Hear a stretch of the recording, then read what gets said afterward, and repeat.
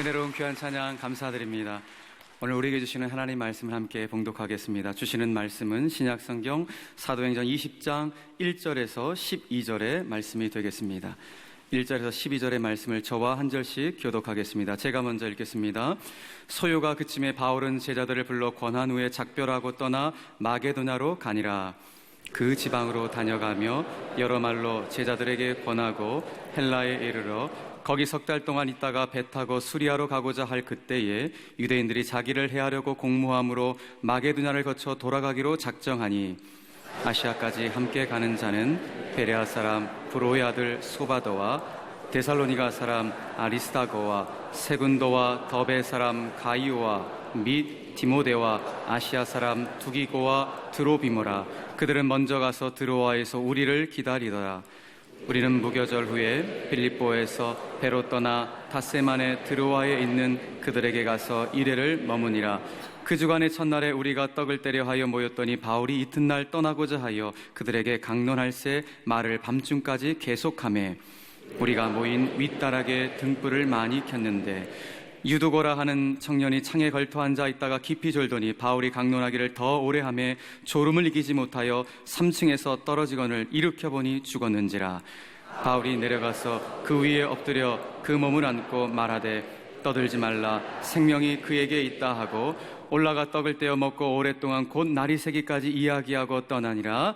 사람들이 살아난 청년을 데리고 가서 적지 않게 위로를 받았더라. 아멘. 오늘 복음적 팀워크, 사랑의 팀워크에 대해서 말씀을 나누겠습니다. 이 말씀을 통하여 우리 온 성도들에게 새로운 미래가 열리기를 바랍니다.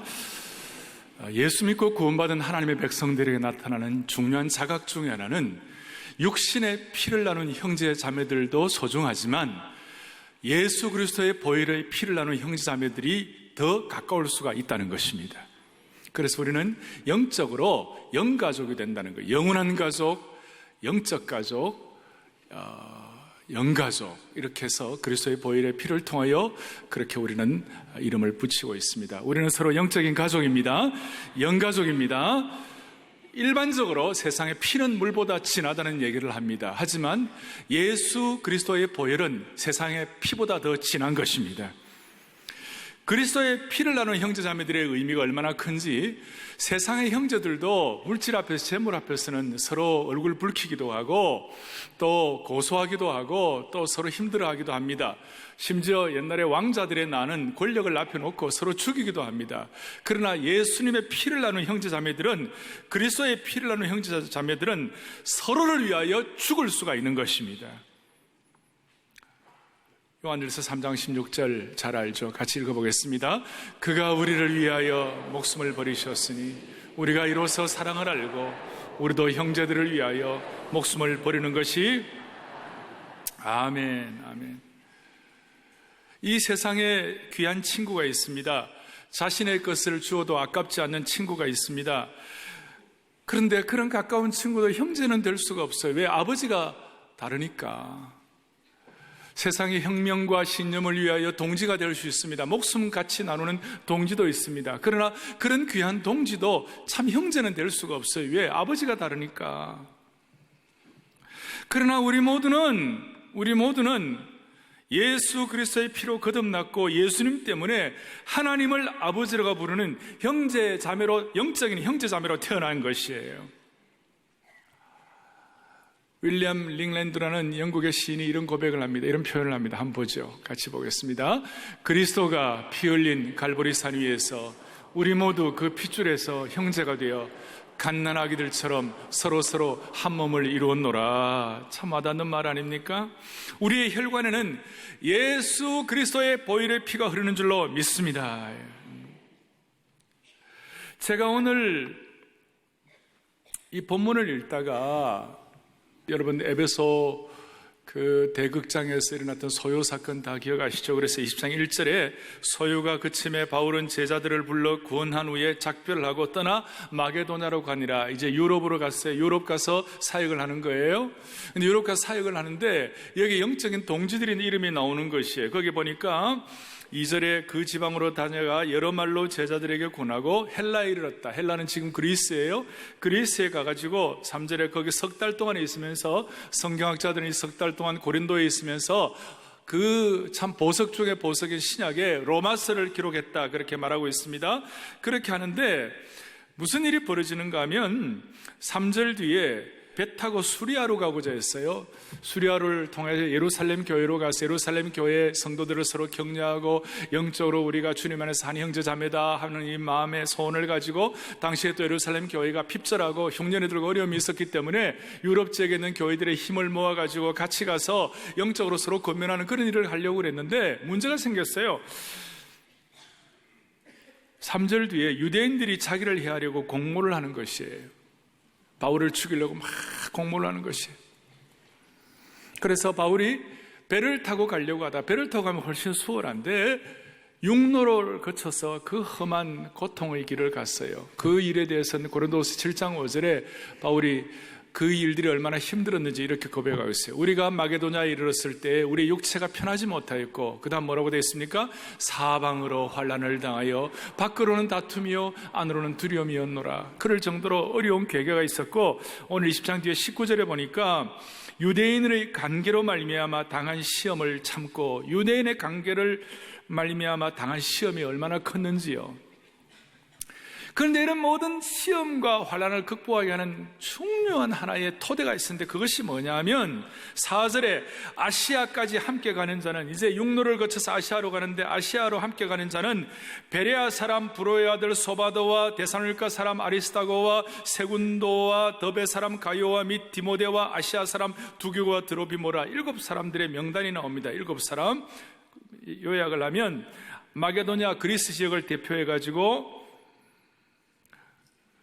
소바더, 아리스타고, 세군더, 그 다음에 갈라디아 지역교회를 대표해서 가요와 디모데, 아시아 지역교회를 대표해서 두기고와 드로비모, 이런 이름들이 쭉 나옵니다. 이 사람들의 이름이 나온 이 사람들의 팀워크를 통하여 사도 바울이 예루살렘 교회로 가면서 복음적 환난을 극복할 수 있는 그런 토대가 마련되는 것이에요. 그런데 오늘 이것도 중요하지만 진짜 중요한 것이 하나 있어요. 제가 이 말씀을 보다가 마음에 확 닿은 그런 단어가 있어요. 5절 뒤에 그들은 먼저 가서 들어와서 우리를 기다리더라, 우리라는 말이 나오고, 6절에도 보니까 우리는 무교절 후에 우리란 말이 또 나오죠. 7절에도 보니까 그 주간의 첫날에 우리가 떡을 때려 하여, 13절에도 보니까 우리라는 말, 우리는 앞서 배를 타고, 또 14절에도 바울이 아소에서 우리를 만나니, 이런 우리라는 말들이 계속 반복해서 나오는 것이에요. 여기 우리는 누구일까? 아마 바울과 함께 이 말씀을 기록했던 저자, 의사 누가도 포함되어 있을 것이고, 어떨 때는 신라도 포함되어 있을 것이고, 근데 이 사람들은 바울과 함께 좋은 팀워크를 이루어서 바울의 그 고난과 환난의 역경 가운데 있었던 어려움들을 극복했던 하나의 좋은 복음적 팀워크를 가진 그 팀들이 아니었겠나. 그래서 이 우리가 바울과 함께 동고 동락하며 생사를 같이 하는 사람들이 아니었겠나. 함께 고난을 당하고 동고 함께 기쁨도 같이 나누면서 생사를 같이 하는 사람들 아니겠는가. 그리고 이 사람들은 자기 이름이 나타나지 않아도 내 이름이 나타나고자 하는 동기나 욕심이 없이 불순물이 섞여 있는 것이 아니라 순수하게 주님을 따르기를 원하는 그런 사람들이 아니겠는가. 오늘 이런 우리의 정신이 하나님의 공동체로 하여금 놀라운 미래를 설계하도록 만들어 주시는 줄로 믿습니다. 예루살렘 교회는 베드로와 야고보와 요한이라는 함께 그런 순수하게 무장되었던 하나님의 신실한 종들을 통하여 일들을 이루었고, 또 유럽교회 이방 선교는 바울이나 실라나 누가나 디모데나 이런 사람들의 팀을 통하여 하나님이 일하신 것이에요. 저는 은혜 받고 예수 그리스도의 피를 나눈 형제자매들이 육신의 피를 나눈 형제자매보다 더 가까울 수 있다는 그 은혜를 받고 난 다음에 늘 마음속에 확증되었던 것 중에 하나가 뭐냐면, 예수님의 피로 구원받은 하나님의 백성들 마음 맞는 사람 3명만 모이면 나라도 세운다, 이것이에요. 베드로, 야고보, 요한을 통하여 예루살렘 교회가 세워진 것처럼, 바울과 실라와 디모데를 통하여 유럽 교회가 펼쳐진 것처럼, 하나님 우리에게 복음적 팀워크를 위한, 사랑의 팀워크를 함께하는 영적인 동지 세 사람을 허락하여 주시옵소서. 내가 세 사람 안에 들어가게 하여 주시옵시고, 오늘 이 말씀을 듣는 가운데 나와 함께 이런 영적인 그리스도의 보혈의 피를 나누는 형제자매들, 아니 저와 여러분들의 마음속에 지금도 그리스도의 보혈의 피가 맹맥히 요동친다고 할 때에 우리 모두에게 이런 영적인 동지 세 사람을 주시기를 바라는 것이에요. 한번 생각해 보세요. 나이가 들면 들수록 더 외로워지는 것이에요. 심지어 자식도, 심지어 가족도 힘드는 이런 상황이 아닙니까? 많은 우리 주위에 있는 어려운 사람들 보세요. 나에게 이런 영적인 동지 세 명이 있는가? 아니 내가 그 사람이 되고 있는가? 그래서 영적인 동지 세 사람이 있느냐 물어보니까 어떤 성도가 답을 했어요. 저희 세 사람이 있습니다. 누구예요? 순장님, 전도사님, 목사님 그랬어요. 근데 그거는 너무 좀 티피컬하고요. 그거는 좀 표피적이에요. 정말 한번 다락방 식구들 가운데, 그 다음에 제자반 식구들 가운데, 교회 식구들 가운데, 저희는 교회가 크다 보니까 자칫 잘못하면 익명의 헌신 속에 숨어가지고, 익명의 헌신의 우산 밑에 숨어가지고 그냥 적당히 신앙생활 할 수 있는 그런 참 소지가 있어요. 그럴수록 우리는 더 영적으로 우리의 정신이 회복이 되어야 되는 것이에요. 29년 전쯤 사랑의 교회는 교회가 커지면서 이래서는 안 되겠다, 사랑과 복음적 팀워크의 사각지대가 있으면 안 되겠다, 그런 마음을 갖고 저희 교회에 우리지라는 교회 신문을 만들었어요. 여러분 우리지가 뭔지 아십니까? 우리 교회 신문이 우리입니다. 오늘 우리 이름 많이 나오는데요, 그 우리지 창간사에 그 우리지를 처음 만들면서 교회가 커져도 영적으로 우리가 사랑의 팀워크를 가진다는 그 소원의 마음의 소원을 가지고 순수하게 우리는 생각을 했어요. 교회가 양적으로 커감에 따라 그 공동체를 이루는 지체들이 소외당하기 쉽다는 것이에요. 그래서 우리지에 이렇게 우리는 우리지를 통해서 나와 너로 구성되는 우리 공동체가 진정 사랑의 공동체라면 그것은 함께 웃고 함께 우는 우리의 의미를 담고 있어야 되는 것이에요. 나와 너만이 가득한 이 세상 가운데 우리의 향기가 교회에서조차 없다면 그것은 교회의 죽음이다 그랬어요. 그래서 생각하고 우리지의 창간사 이렇게 했어요. 한번 읽어볼까요? 우리는 하나다. 우리는 한 배에 타고 있다. 우리가 끝내 가야 할 길도 하나다. 우리는 함께 울고 함께 웃고 함께 가야 할 형제 자매들이다. 눈물도 아픔도 같이 나누고 웃음도 기쁨도 서로 나누며 함께 본향을 찾아가는 순례자들인 것이다. 자, 우리는 소원한다. 파도가 드세고 시야는 희미한 삶의 현장이라도 홀로 서 있지 않음을, 서로 잡은 손과 체온으로 느낄 수 있기를. 교회 신문 우리는 나와 너에서 우리로, 그리하여 마침내는 하나로 사랑의 팀워크가 이루어질 것임을 믿는다. 교회 신문 우리라는 타이틀을 제호가 있습니다만 사실은 제대로 된 교회 신문 전체의 제목은 함께 울고 함께 웃는 우리다. 그리고 좀 더 나가면 예수 안에서 우리는 하나이다. 오늘 이 마음의 소원과 확신이 없이는요, 우리는 미래를 보장하기가 쉽지가 않아요. 사랑의 교회 성도들 모두가 다 오늘 복음적 팀워크, 사도행전 20장에 나타나는 바울과 그 일행의 팀워크를 하나님께서 이 시대에 우리 가운데 어떤 식으로 구체적으로 나타날지는 모르지만 회복하게 해주시면 좋겠습니다. 제가 작년부터 제 책상에 놓고 읽는 책 중에 하나가 행복의 조건이라는 책이 있습니다.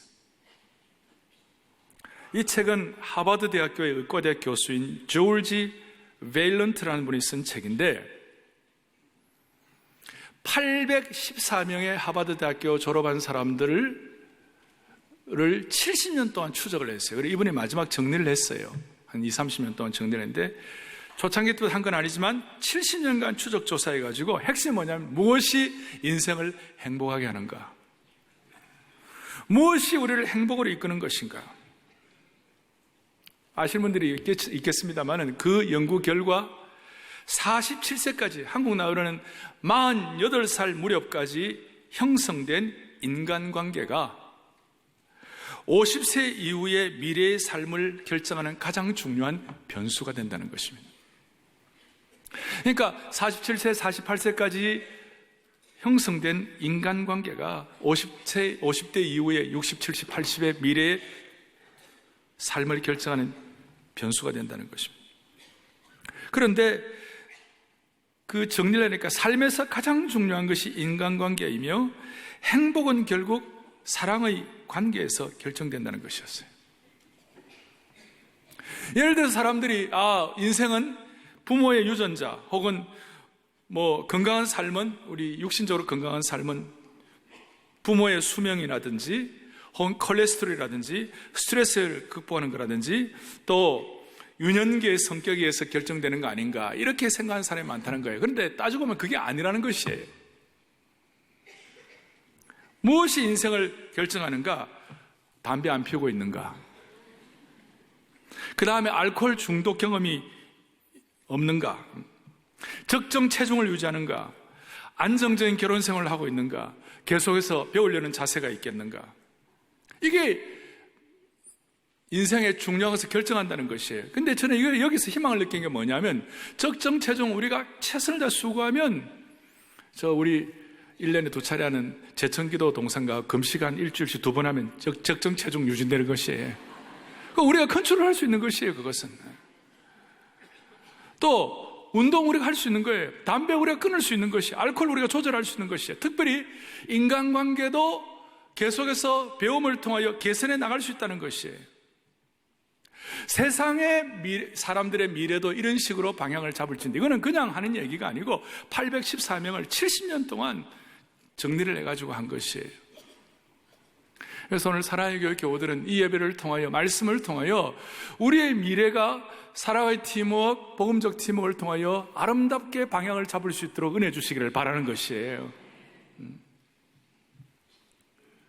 첫 번째, 뭐가 우리의 미래를 결정할 것인가? 오늘 본문을 통하여 2절에 보겠습니다. 2절에 그 지방으로 다녀가며 여러 말로 제자들에게 권하고, 권면했다는 말이 있어요. 그러니까 일단 오늘 우리는 이렇게 좀 생각을 해보면 좋을 것 같아요. 복음적 팀워크, 사랑의 팀워크를 통하여 우리의 미래를 결정하기 위하여 중요한 것은 첫 번째, 서로 권하라는 것이에요. 복음적 팀워크를 위하여 서로 권하라, 서로 권면하라는 것이에요. 고린도 교회 교인들이 바울에게 위로의 안부를 전했습니다. 또 바울은 권면하고 위로하는 것이에요. 2절에 서로 권면했다는 이 말은 헬라어로 파라칼레오라는 그런 뜻이에요. 파라칼레오라는 말은 간곡하게 다이르고 간절하게 알아듣도록 말한다, 이런 뜻이에요. 여기 권한다는 것은 두 가지 의미가 포함되어 있어요. 두 가지 형태가 있어요. 첫째는 이 교역자가 성도들을 권면하는 것이에요. 또 하나는 성도들끼리 서로 위로하고 서로 권면하는 것이에요. 그러니까 교역자들이 성도들을 권면하는데, 바울은 목회를 하면서 디도에게 권면에 대해서 이렇게 말씀해요. 바른 교훈으로 권면해라. 디도서 2장 6절에 보니까 이렇게 나와 있어요. 너는 이와 같이 젊은 남자들을 신중하도록 권면해라. 아까 디도서 1장 9절 다시 한번 보겠습니다. 권면하는 거 같이 보죠. 미쁨의 말씀을 가르침을 그대로 지켜야 하리니 이는 능히 바른 교훈으로 권면하고 거슬러 말하는 자들을 책망하게 하라미라. 권면하는 것이에요. 권면하는 것이. 그러나 또 하나 중요한 것은 성도들끼리 서로 권면하는 것이에요. 피차 권면하라고 그랬어요. 골로새서 3장에 보니까 말씀으로 권면하라고 그랬어요. 히브리서 3장 13절을 보겠어요. 히브리서 3장 13절, 오직 오늘이라 일컫는 동안에 매일 피차 권면하여 너희 중에 누구든지 죄의 유혹으로 완고하게 되지 않도록 하라 그랬어요. 피차 권면하라. 오늘 피차 권면하라고 그랬어요. 그러니까 사랑의 교회가, 또 우리 공동체가, 여러분 가정에서 은혜가 있으려면 부모는 부모대로, 또 가족은 가족들끼리, 또 성도들은 성도들끼리 서로 피차 권면하는 은혜가 있기를 바랍니다. 피차 권면한다는 것은 칼 것 같이 지적하고 찌르라 이런 뜻도 있지만, 그보다 더 중요한 것은 서로 격려하고 위로하고 서로 세워주고 그렇게 하라는 것이에요. 이것은 목회자도 성도들의 위로가 필요하고 성도들도 서로 또 목회자들을 통하여 위로가 필요하고 서로 격려가 필요하다는 것이에요. 이거 없으면 우리가 사랑의 팀워크를 이룰 수가 없어요. 사랑하는 교우들이여, 서로 위로하고 권면하고 세워주는 축복을 주시면 좋겠습니다. 저는 교회를 섬기면서, 단임 목회자로 섬기면서 제가 늘 자각하는 것이 있어요. 이 단임 목회자의 자리는 예수님께서 피로 사신 교회를 제게 섬기도록 책임을 맡겼기 때문에 이거는 정말 두려운 자리다. 정말 두려운 자리다. 그래서 자다가도 벌떡 일어나는 자리다. 또 이 자리는 정말 고독하고 외로운 자리이다. 오목사님도 가끔 그러셨지만 우리 교회처럼 교우들이 많으면 세상에서도 만인의 연인은 고독한 법이다 그랬어요. 뭐 그것보다도 이건 고독한 자리다. 외롭고 고독한 자리다. 대단히 영적으로 예민한 자리이다. 담임 목사는 신뢰를 못 받으면 죽는 자리입니다. 신뢰는 리더십의 무게를 결정하는 것입니다. 아니, 저만 그렇겠어요? 집안의 가정은 그렇지 않겠어요? 우리는 우리 인생을 살다 보면 아무리 자녀들이 있고 부부가 아무리 화목하고 금슬이 좋다 할지라도 하나님 앞에서 우리는 다 외롭고 고독한 길을 가는 거예요. 그럴 때 우리가 진정 주님 안에서 하나님의 은혜를 가진 그런 위로와 권면이 서로 주어져야 우리는 살아갈 길이 없어요. 서로 위로하고 세워주는 그런 축복이 있으면 좋겠습니다. 지난주에 우리 교회 어떤 목회자가 척추 수술을 했어요. 강남 세브란스 병원에 척추 수술을 하고 너무 아파가지고 막 신음을 할 정도였어요. 근데 마침 거기 사랑의 전도단, 우리 교회 전도급할 사랑의 전도단이 전도를 하러 온 집사님 보시고, 아, 이거 우리 목사님 입원하셨네? 그래가지고 뭐 이 명절에 이런 걸 해가지고 그 목사님에게 착 이렇게 했어요. 그러니까 그 목사님이 너무너무 위로가 됐다는 것이, 아픔이 막 사라지는 것이. 교회가 이런 영적 위로가 서로 주고받아지기를 바라는 것이에요. 서로 따뜻한 악수를 하시고, 또 목회자와 성도들은 서로 매일 기도로 후원하고, 성도들은 목회자를 위로하는 좋은 것은 받은 은혜를 간증하는 것이에요. 오늘 SNS가 오염되어 있는데 그 SNS에다가 받은 은혜를 간증하는 것이에요. 격려의 도구가 되는 것이에요. 무엇보다도 목회자와 성도들이 서로 위로하기 위해서 자기 자리 지키는 것이에요. 성도들은 터비세를 지켜주시고, 순장의 위치를 지켜주시고, 중직자의 자리를 지켜주시고, 자기 자리 지켜주시는 것, 그것은 목회자의 큰 위로가 되는 것이에요. 또 성도들의 입장에서도 마찬가지겠죠. 우리 모든 성도들은, 우리 교회 목회자나 성도들은 서로 자기 자리 지켜서 서로 권면하여 참된 위로가 넘침으로 말미암아 복음적 팀워크가 회복되기를 원합니다. 그래서 우리는 바울과 그 팀들, 어떤 팀들 식구들은 우리라는 이름으로 무명의 이름이라 할지라도 순수하게 서로 권면하고 위로함으로 말미암아, 서로 권함으로 말미암아 팀워크를 북돋우는 것이에요. 두 번째는 또 어떻게 복음적 팀워크를 세워나갈 수가 있을 것인가? 7절 보겠습니다. 7절. 그 주간의 첫날에 우리가 떡을 떼려 하여 모였더니, 오늘 이 떡을 떼려 모였다는 이 말은 성만찬을 말하는 것이에요. 이렇게 말할 수 있습니다. 참된 복음적 팀워크는 서로 주의 몸을 기림으로 말미암아 성만찬을 통하여 서로 세워나갈 수 있는 것이에요. 복음적 팀워크를 위하여 서로 주의 몸을 기리는 것이 중요하다는 것이에요. 초대교회는 애찬을 함께 나누고 떡을 떼었어요. 성찬을 했어요. 우리 다음 주일날 성찬식이에요. 성찬식을 앞에 놓고 우리 모두는 하나님께서 하나님의 백성들에게 주신 이 성만찬의 은혜가 왜 소중한가? 애찬하는 것이 왜 소중한가? 초대교회 성도들은 모여서 함께 식사하고 그 다음에 또 함께 이와 같이 성만찬을 나누었어요. 성찬은 예수 그리스도의 고난과 십자가를 우리가 기리고 또 부활의 능력을 체험하며, 성찬은 다시 오실 주님을 기대하는 것이 성찬의 중요한 뜻입니다만은, 그러나 성찬 안에 담긴 또 중요한 뜻은 뭐냐? 그것은 바로 성도들끼리 서로 팀워크 가지고 서로 깊이 배려하고 생각하고 사랑하고 섬기는, 상호간의 사랑을 불러일으키고 깊게 하고 단단히 하는 거룩한 의식이에요. 하나님의 교회는 하나님의 백성들의 사랑을 팀워크를 위하여 하나님이 주신 중요한 도구가 있어요. 그것이 바로 성만찬이라는 것이에요.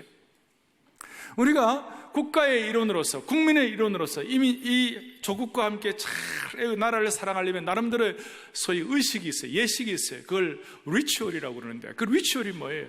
국교에 대한 경례, 국교에 대한 배려, 국교 앞에서 이렇게 하는 것이 하나의 의식이에요.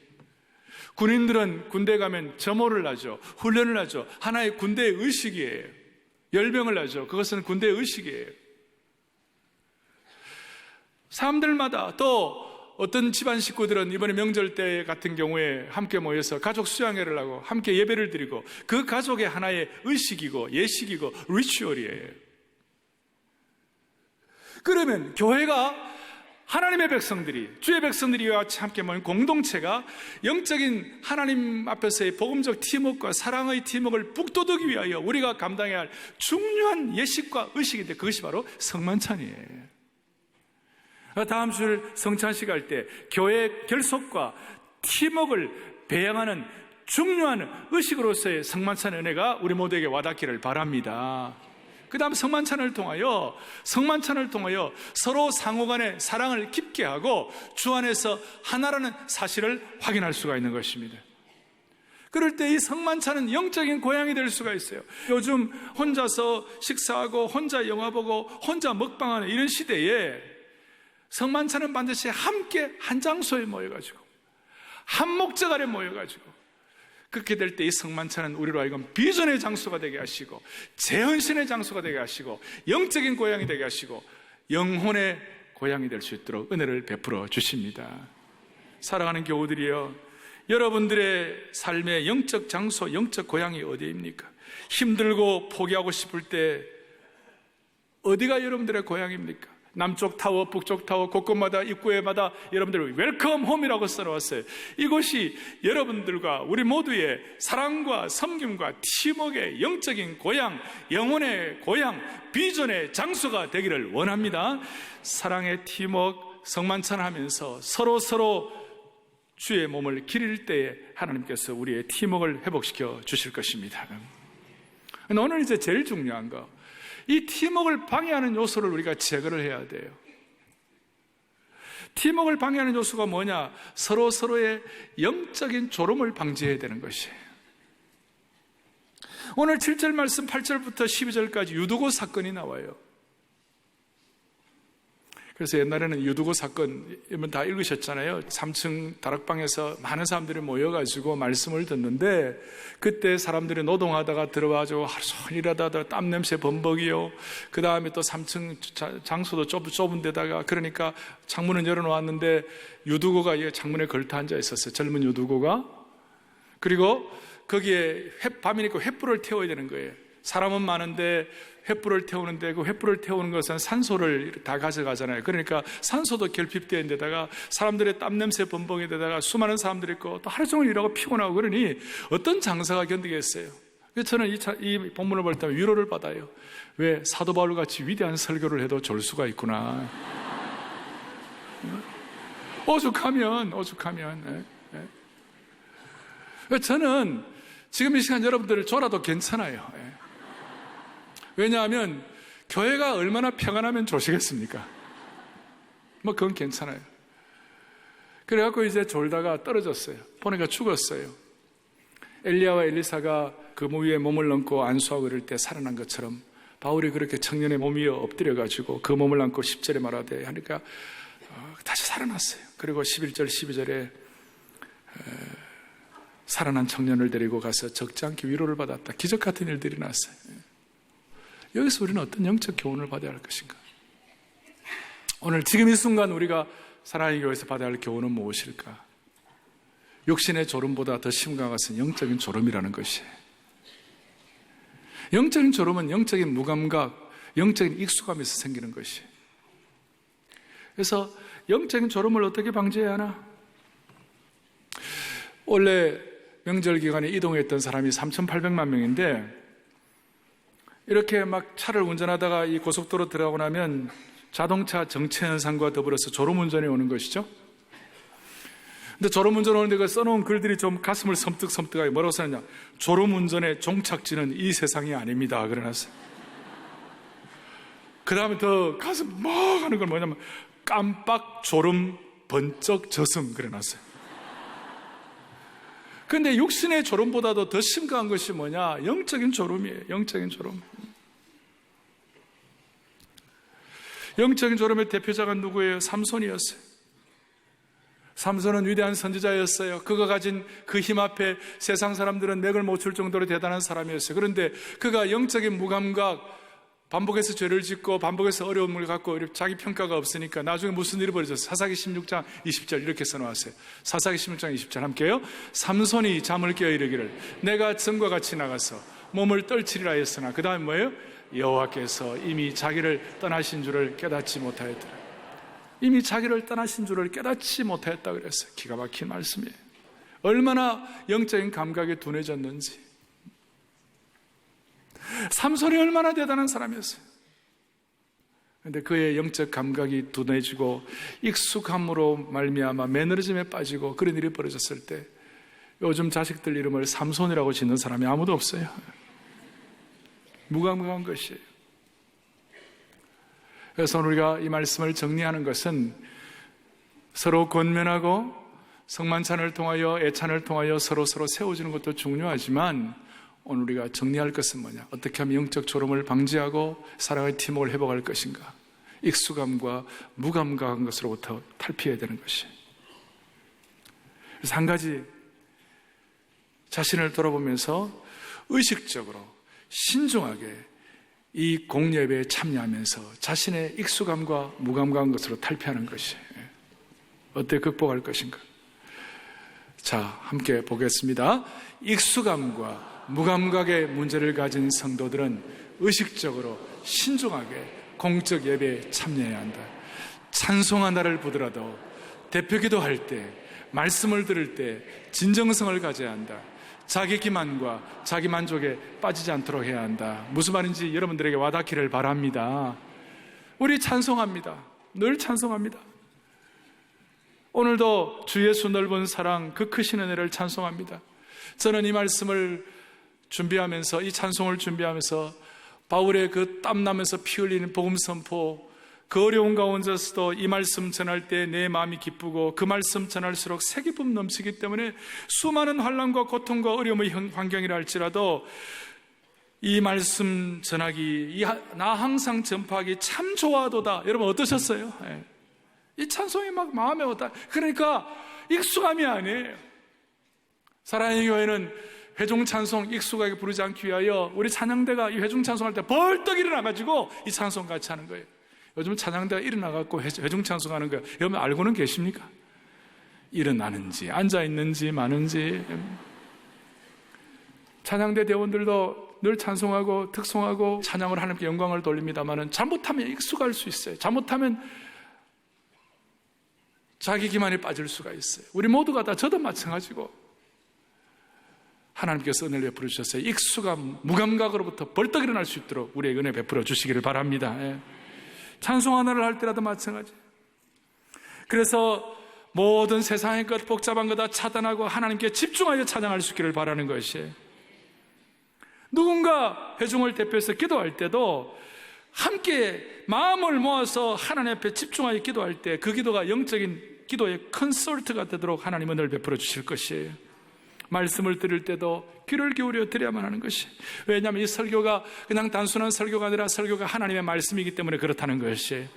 저도 전력을 다하여 제 얘기가 아니라 말씀 자체가 무엇을 말하고 있는가, 성경이 우리에게 뭘 말하고 있는가, 매주일마다 사도행전 강해를 연속하면서 본문이 우리에게 말씀하시는 핵심이 무엇인가, 거기에 대해서 인테그리티를 가지고, 거기에 대해서 순전함을 가지고 그 말씀 자체가 성경으로 말하게 하라. 이거 아니면 저도 자신이 없죠. 저도 분명히 말씀할 수가 없죠. 그러니 이 말씀 앞에서 우리가 진정 반응하고 이 말씀이 주님이 우리에게 주신 사랑의 편지로서, 하나님 주신 우리에게 사랑의 연애 편지로서 우리에게 주셨다고 생각하고 그 말씀을 들을 때 우리가 더 집중되고 익숙함으로부터 결별이 될 줄로 확신하는 것이, 무감각으로부터 탈피할 수 있다고 확신하는 것이. 본회포 목사님은 상당히 까다롭고 지성인이었고 세상을 향하여 칼날같이 도전하고 예언자적인 그런 삶을 사는 분이셨어요. 그런데 그분이 신학교에서 학생들에게 설교할 때마다 신학생들이 뭐 설교를 제대로 하겠어요? 근데 본회포 목사님은 설교와 강의 시간만큼은 늘 자기가 강의하지만 신학생들이 설교 연습 준비해가 설교할 때마다 늘 종이와 펜을 내려놓고 성경을 펼친 거예요. 아무리 형편없고 또 전달이 부족한 학생들의 설교라도 귀를 기울여 들었다는 것이, 보네프는 하나님의 말씀이 선포될 때 하나님께서 직접 말씀하시는 것처럼 들어야 한다고 생각하신 거예요. 사랑하는 교우들이여, 오늘 주께서 우리에게 세 가지를 권면합니다. 서로 권면하시기를 바랍니다. 두 번째로는 사랑의 예찬, 사랑의 팀워크를 통하여 하나님께서 우리 교회 앞으로 좋은 기회를 주셔서 많이 먹는 교회, 화평한 교회 되게 해주시면 좋겠어요. 저는 세상에 제일 맛있는 것이 교회 국밥이에요. 근데 우리는 뭐 이렇게 교회가 이러니까 물리적으로 할 수가 없어요. 그리고 우리 모두가 다 익숙함과 또 무감각으로부터 탈피해서 찬송 하나를 하더라도, 말씀 하나를 듣더라도 우리가 진정성을 가지고 주님 앞에 나아갈 때 우리로 하여금 다시 한번 복음적 팀워크, 사랑의 팀워크를 통하여 바울과 실라와 디모데를 통하여 이방 선교를 가능하게 하시고 베드로와 야고보와 요한을 통하여 예루살렘 교회를 형성하게 하신 것처럼 하나님이 이 나라를 세우시고 가정을 세우시고 시대를 세우시고 미래를 새롭게 해주시리라고 믿습니다. 여러분 두 손을 다 펼쳐보십시오. 펼쳐보시고 우리 찬송 오랜만에 우리 공동체송이 있어요. 사랑의 나눔 있는 곳에 하나님께서 계시도다. 사랑의 교제 있는 곳에 하나님께서 계시도다. 마음의 손을 하면서 하나님 우리 가정을 세우시고 공동체를 세우시고, 아까 47세 세상에서도 47세 48세 이전에 모든 인간관계가 앞으로 50대 이후에 장래를 결정한다고 그러는데, 우리는 시간을 다 초월하여 오늘 이 시간 하나님의 주시는 그리스도의 피로 값주고 사신 피의 복음의 형제를 가지고 하나님 우리의 미래가 결정될 수 있도록 불쌍히 여겨 주시옵소서. 그런 마음으로 사랑의 나눔 있는 곳에 찬양합니다. 사랑 있는 곳에 있는 하나님께서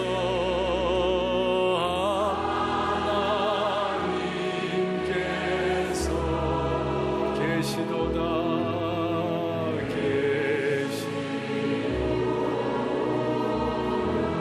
사랑의 교제 있는 곳에, 사랑 교제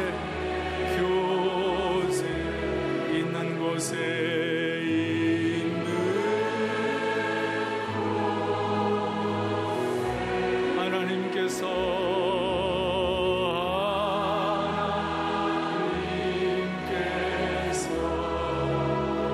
계시도다.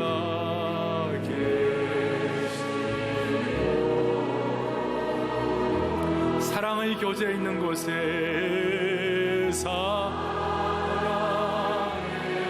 교제 있는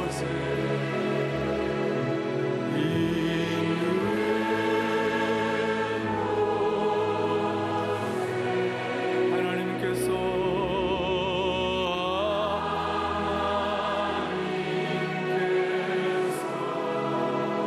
계시도다.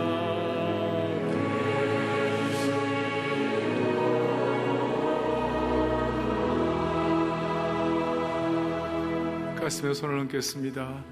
사랑하는 형제자매 여러분, 예수 믿는다고 하면서도 사랑의 팀워크, 복음적 팀워크를 모른다면 그것은 너무나도 안타까운 일이고 가치관이 틀렸습니다. 우리가 주님 안에서 예수의 피로 구원받은 하나님의 백성들일진데, 예수 그리스도의 피의 능력이 육신의 피를 나눈 형제보다 더 가까울 수 있다는 사실을 다시 한번 마음속에 확증하는 축복이 있기를 바랍니다. 우리의 모두의 마음속에 있는 익숙함과 모든 감각들 다시 한번 일깨워 주시옵소서. 하나님 아버지, 우리 모두에게 이런 복음적 팀워크를 허락하여 주시옵소서.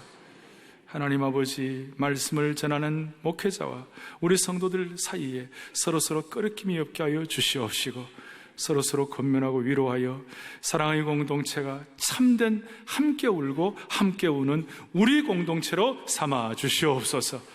공동체 은혜가 가정으로 퍼져나가게 하여 주옵시고, 이 공동체 은혜가 세상을 바꾸는 은총의 통로로 축복의 근원이 될 수 있도록 우리 모두를 불쌍히 여겨 주옵소서. 오늘 관계 때문에 고통하고 짓눌려 있고 상처받은 모든 영혼들, 이 시간 하나님의 놀라우신 기름 부으심으로 치유받고 길이 열리게 될 수 있도록 은혜 위에 은혜를 베풀어 주옵소서. 우리 주 예수 그리스도를 받들어 간절히 기도 올리옵나이다. 아멘. 당신은 하나님의 언약 안에 있는 축복의 통로, 당신을 통하여서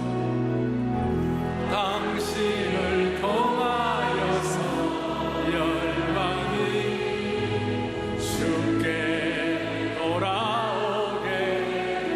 성도님은, 서로 옆에 성도님은 하나님의 언약 안에 있는 축복의 통로, 성도님을 통하여서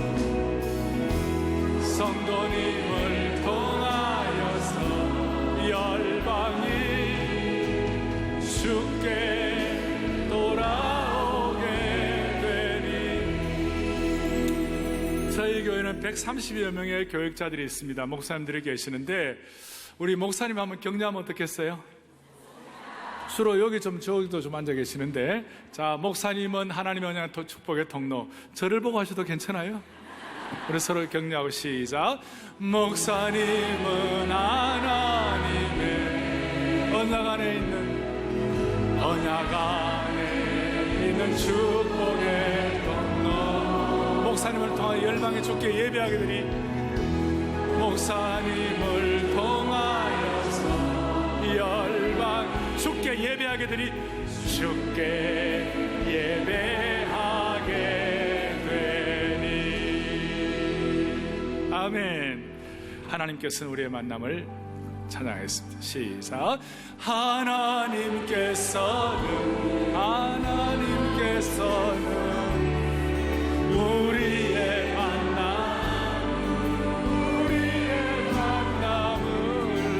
계획해 놓으셨네.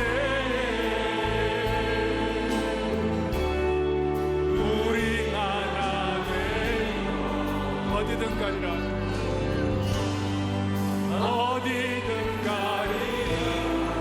어디든 가리라, 주위에 서라며 무엇이든 하리라. 주님과 함께 우리는 하나 되어 함께 걷네.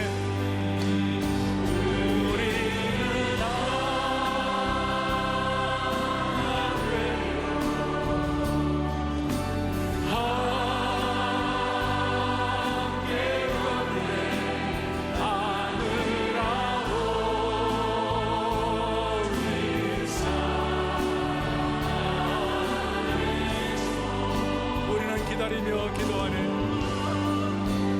우리는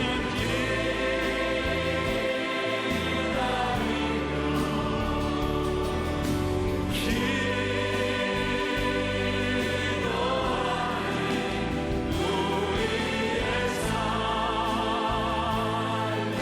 성강 넘치도록.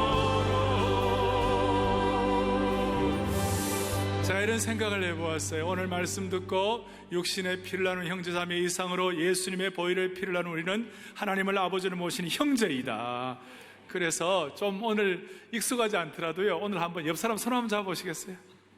손 한번 잡으시고 다 한번 손 한번 잡아보세요. 괜찮으시다면 여기 가. 자, 우리 손.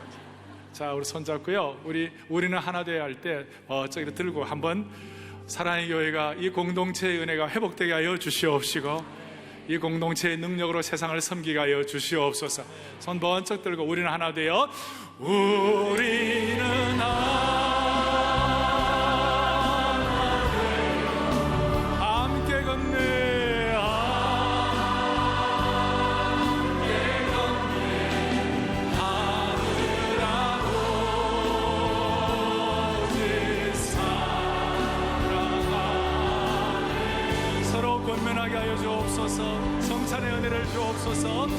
우리의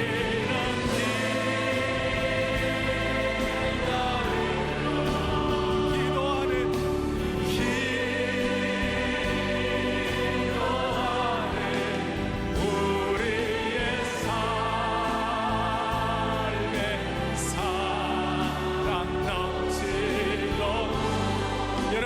영과 이 민족에게도 하나됨을 주시도록 한 번 더 우리는 하나 되어 우리는 하나 되어 함께 건네하리라.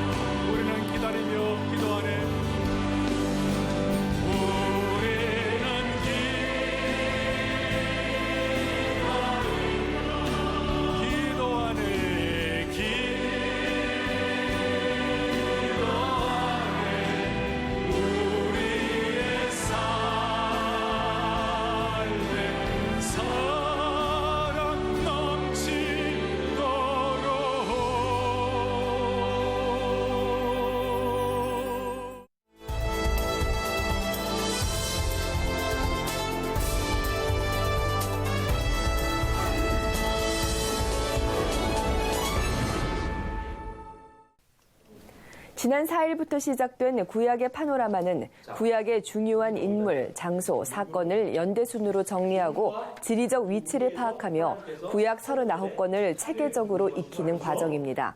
특별히 성경 파노라마는 풍성한 시청각 자료와 강의를 통해서 성경을 보다 입체적으로 이해할 수 있습니다. 성경의 파노라마를 통하여서 사랑하는 성도님들이 은혜와 기쁨으로 성경의 큰 그림을 그리고 그 안에서 펼쳐지는 하나님의 위대하신 역사하심과 섭리하심을 발견함으로 영적인 통찰력을 갖기를 바랍니다. 예수님의 발자취를 따라 그분의 생애를 경험하는 신약의 파노라마는 10월 9일에 시작되고 하나님과 인격적인 교제를 나누는 큐티에 대해서 배우는 큐티 세미나는 10월 30일부터 진행됩니다. 하반기 양육 세미나를 통해서 매일 성경을 읽고 묵상하는 거룩한 습관을 지니게 되기를 바랍니다.